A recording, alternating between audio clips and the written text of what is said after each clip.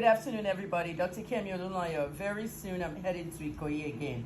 I just wanted to let you guys know that I've been reading a lot of your feedback on my pages with regards to the Ikoyi building collapse. Many of you are talking about Vice President Osinbajo owning the land because somebody is telling all the journalists secretly that he's the one that owns the land. Osinbajo has released a statement and authorized his lawyers to deal with anybody who is lying, defaming, or libeling him. That's the lawyer's job. We are journalists, okay? I'm not concerned about who owns the property as much as who is responsible and liable for what has happened, okay? I don't like abusing people, but when I say Nigerians are daft, I mean it. Let's imagine you were in there, or your family member, or your friend. The first thing the journalists are supposed to do is to look for accountability.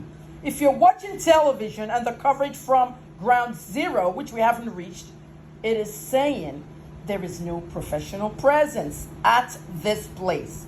A professional presence is a press conference or a media scrum. SCRUM.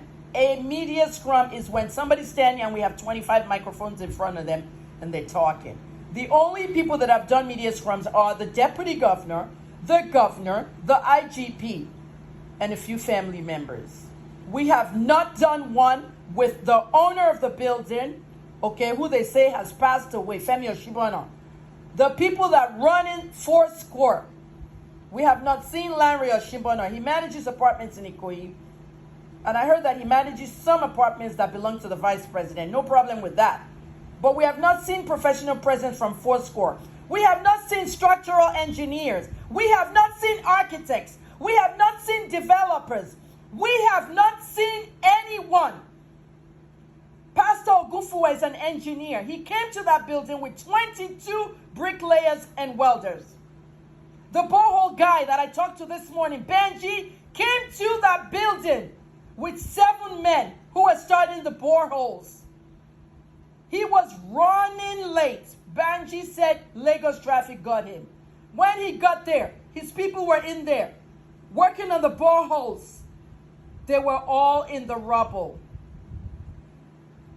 Only 40 people have been recovered. 9 alive. 3 have gone home.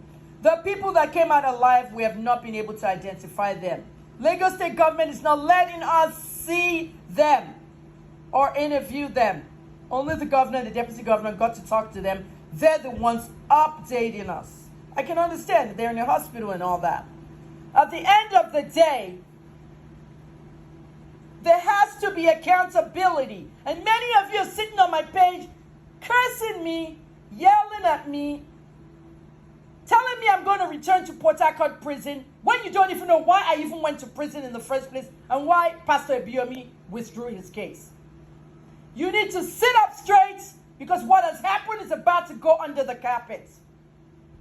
We need good journalists and we need investigative journalists. The panel is already dead on arrival. The panel is already dead on arrival. And when I say dead on arrival, I mean they swore to secrecy. They were sworn on an oath of secrecy by the governor. There are no community members in the panel and there are no journalists.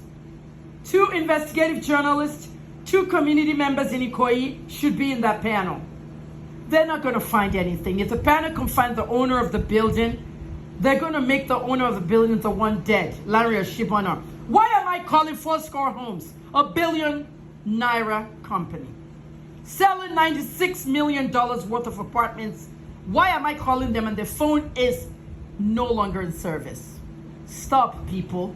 The only phone that should no longer be in service is the phone inside Femi Osinbajo's pocket when he died in the rubble. And that's not to say that MTN cannot retrieve that line and issue a new SIM card. People, wake up! Wake up! There are disasters happening all over the world and you're here supporting people or your faith and making it political. Some of you are saying that Tinubu's ambition is trying to stop Osinbajo's ambition. This is not about politics. This is not about politics. This is about lives that were lost. I have insurance companies in my DM telling me that they're not paying out any money for criminal negligence. Do you know who owned these apartments? Many people invested in these apartments. Governors, businessmen, rich people. My attorney invested in some of that apartment. He was friends with Osibono. At the end of the day, almost everybody that put money down in those apartments are not going to see their money again. Insurance companies have been contacting me. We're not paying for criminal negligence. They're hearing all these stories about this material was bad, the pillar had cracked. Where are the architects, the structural engineers, the developers, everybody? When I have information in my head, I pour it out. And this is how it's going to be. Please donate to my investigation. I don't want to leave this one halfway. I have no money to run around. Every day I go to Ikoyi, it's 15,000 naira in an Uber, back and forth. I'm old. I don't have time to stand in that sun every day. Sometimes you're just standing there, drinking, drink after drink, water after water, waiting for the next famous person to arrive. The minute you go, the governor arrives. These things happen. I can't stay there all day. I'm an independent journalist. Help me. Help me, people. 1,000 a month. This investigation should never be more than 2 months. Even Surfside condominium that I covered from this Nigeria in Miami. Surfside condominium, June 24th, and everything ended July 29th. 98 dead, 11 recovered, and 8 missing. Please, people, we need to account for these dead bodies. We don't even know who and who were there. The 2,000 naira laborers were in there. Many of them mixing cement, carrying from here to there. If you don't know who they are, the 2,000 naira laborers, they stand hanging around the streets in Ikoyi, and a van picks them up 7 a.m. Work available, 2,000 per day. They enter the vans, they take them to the site, and they're working. Moving cement, doing this, bricklaying.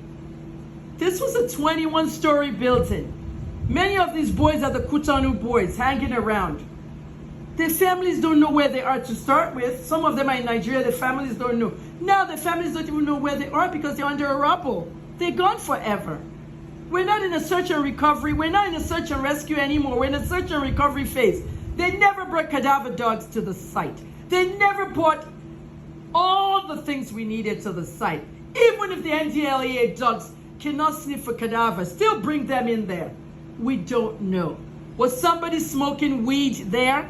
Would some of the employees have some form of drugs in their pocket? You never know who was smoking weed. If the cadaver dog smelling drugs got there and smelled actual weed from somebody there, that's a body right there. Think outside the box, people. People have died, up to 200 or more. Where is everybody that ran 4 homes? Kemi Talks Media at yahoo.com. Many news tips. Continue sending them. I'm Dr. Kemi Olunloyo, Nigerian journalist. Like I said, when things come out of my head, I'm going to pour it out. Please bear with me. I'm totally half naked now, getting ready to go to the site. That's why I cannot show my face. That's why I'm putting this out before I lose my train of thought. This is what we're looking for. Accountability.